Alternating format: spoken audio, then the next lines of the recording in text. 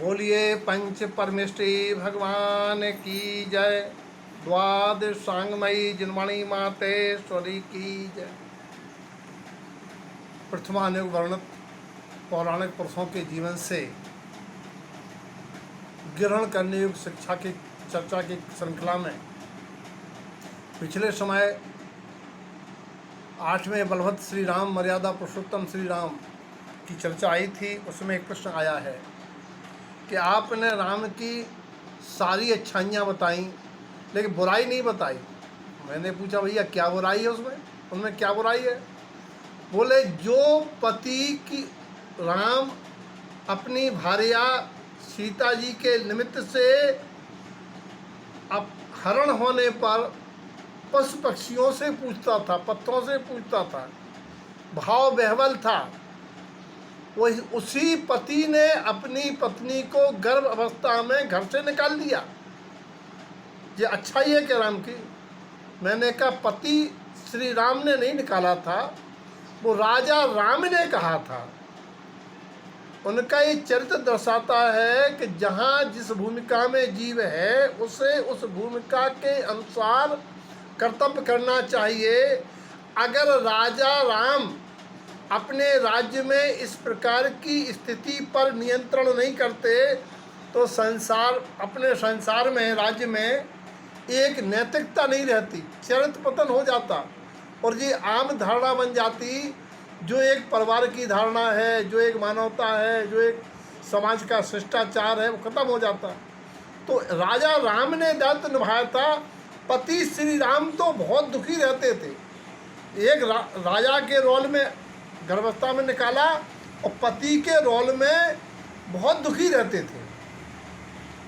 चलिए, और दूसरी शिक्षा ये है कि जब उन्होंने सीता को अग्नि परीक्षा के बाद घर बुलाने को कहा तो उन्होंने कहा, सीता ने कहा मैंने संसार की सारी यथार्थता जान ली है, अब मुझे संसार में नहीं मोक्ष जाना है।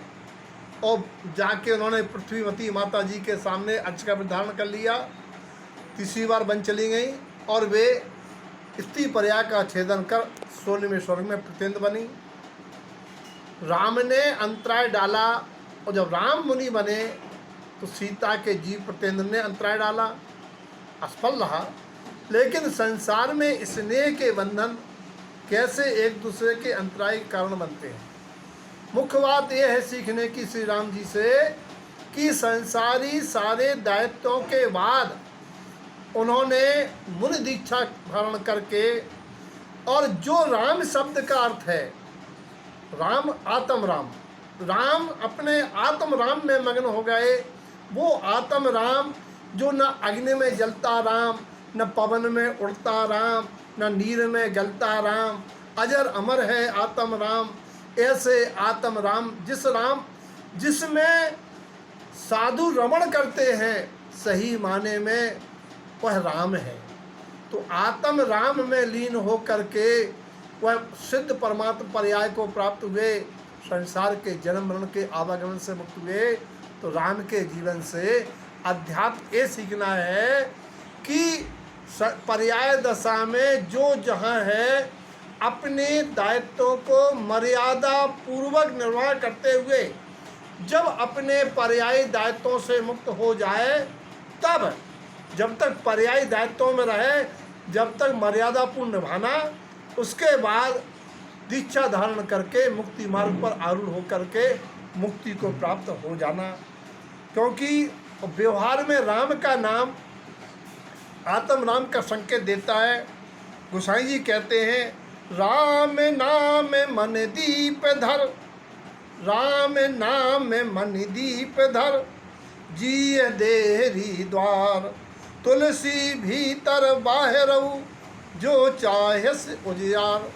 अपने अंतर में बाहर में यदि प्रकाश चाहते हो तो बाहर में भी अपना पर्याय जीवन सुखमय होगा और अंतर में वैराग्य दशा पूर्वक मुक्ति का मार्ग बनेगा।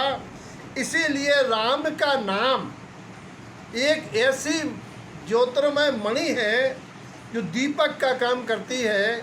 योगी जन उसे जीव की देहरी अर्थात ओंठों पर आठों याम भजते हैं। अजर अमर है आत्म राम, योगी भजते आठों याम। जामे नहीं लगता है दाम, जिसमें मिलता है आराम। अजर अमर है आत्म राम। ऐसे आत्म राम का स्मरण मनन करने से ही कल्याण होगा। तो राम से आत्म राम को जोड़ के मुक्ति मार्ग पर चलना, ये है उनके नाम में अध्यात्म। शेष चर्चा आगामी समय।